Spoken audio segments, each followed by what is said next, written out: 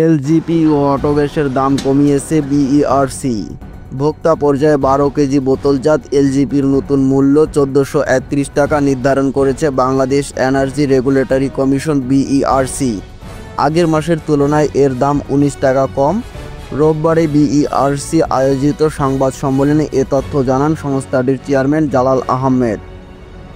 গত এপ্রিল মাসে 12 কেজি সিলিন্ডারের দাম ছিল 1450 টাকা।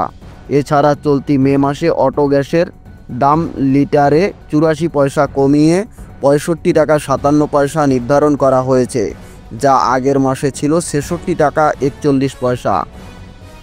2021 সালে এপ্রিল থেকে সৌদি আরবের প্রোপেন ও বিটনের গ্যাসের আন্তর্জাতিক বাজার মূল্য অনুযায়ী প্রতি মাসে এলজিপির দাম সমন্বয় করে আসছে বিইআরসি। এই মাসের জন্য যেটা সৌদি কন্ট্রাক্ট প্রাইস এটা কমেছে গত মাসের তুলনায়, এবং এক্সচেঞ্জ রেট যেটা সেটিও নেগলিজেবল, অত্যন্ত সামান্য কমেছে।